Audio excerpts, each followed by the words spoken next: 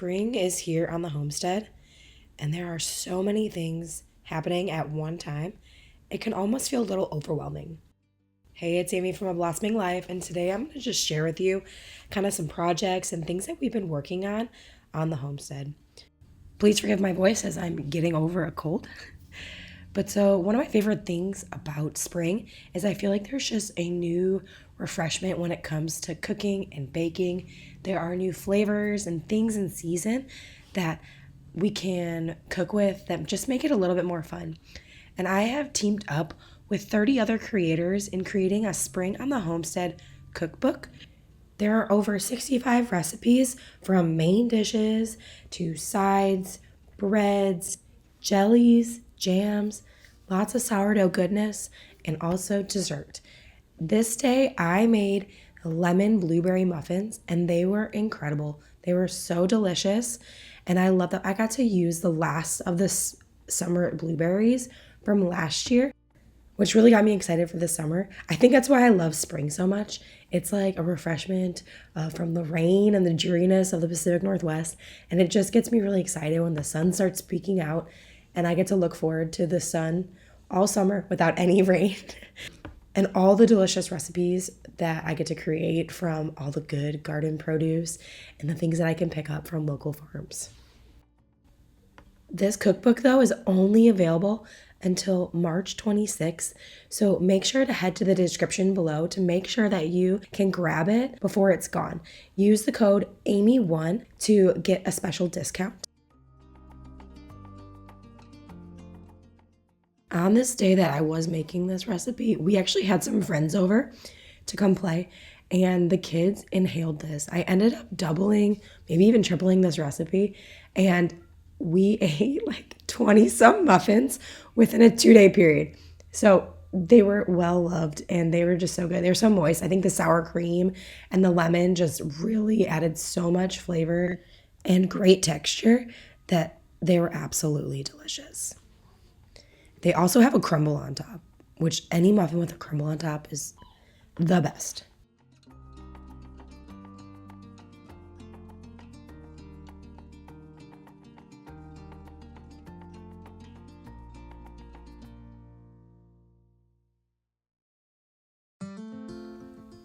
Spring is also one of my favorite seasons because there's so much to do.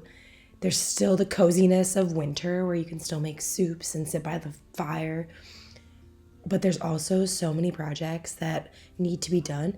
And after winter, I feel like you're kind of cozy during winter. I feel like I rest a lot during the winter. It's like when the sun starts peeking out, you have like this revitalized energy to start working on projects. The break is over. And so we have a lot of projects to work on.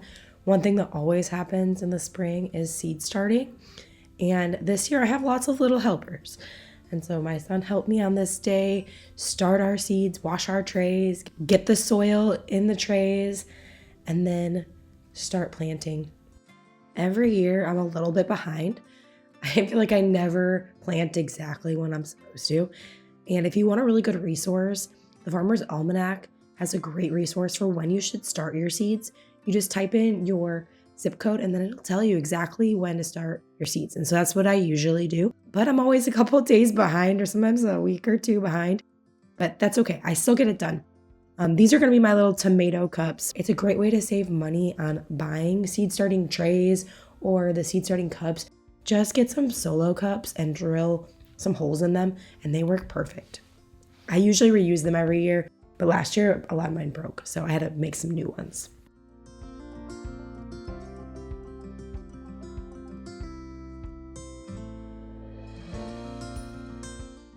For labels for my seed starting trays, I like to just use painter's tape and then a Sharpie marker to write down what exactly I'm planting. And my daughter ended up taking over this little project, which I thought was great for her because she got to learn to spell a little bit and she likes to be involved in these kinds of things. She's really excited about seed starting as well. And so she made those and then I just placed them on the trays where I'm going to put them and plant my seeds. I think I always tend to put this project off as long as possible because I know it's just one more responsibility I have to take on, and that can be a little bit overwhelming. But then when I actually do it, it brings me a lot of joy. And so I'm always happy I do it. Maybe one day I'll learn to just do it and not put it off and procrastinate, but I doubt it. This year in the garden, I am planting pretty much the same thing I always plant, which is things that we eat. That's really important, as obviously you want to plant things that you're gonna actually eat. But I also like to plant things that I know we can preserve or we can eat longer or just stay really well. So we're gonna plant a variety of broccoli, cabbages. I love Chinese cabbage, but then also I wanna do some storage cabbage. Cabbage we can make sauerkraut out of. I love growing greens like kale and spinach, Swiss chard. I think that's a really easy way to add a little nutritional boost to our food. I'm going to try to grow onions again this year. This would be the second time. I grew them last year, but not enough to actually preserve them over winter. I like to grow things that are more expensive to buy at the store. So I do grow some potatoes, but I don't grow that many because they're so cheap at the store. But like things like tomatoes or peppers, those are a little bit more expensive. And especially if you want to preserve anything, you can't go to the farmer's market or go to the store and buy 25 pounds of tomatoes for a good deal. That would be cheaper than buying a can of tomato sauce. So I grow those types of things.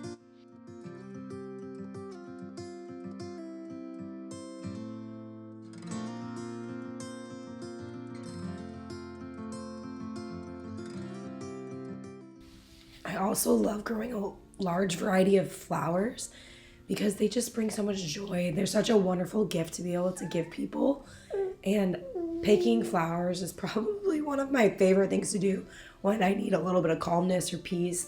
I can just head out to the garden and pick a bouquet, and it just brings so much happiness to the house and myself. And so I will be growing a very large variety of flowers.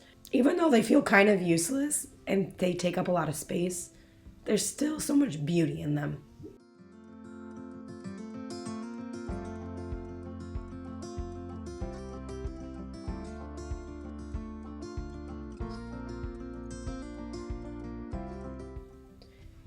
Next thing is up is chickens. We have a lot of poultry projects this year, and I've mentioned them before in our Homestead project YouTube video a few months back, but we had a little chicken math problem going on where we decided we were going to get 10 to 12 new baby chicks.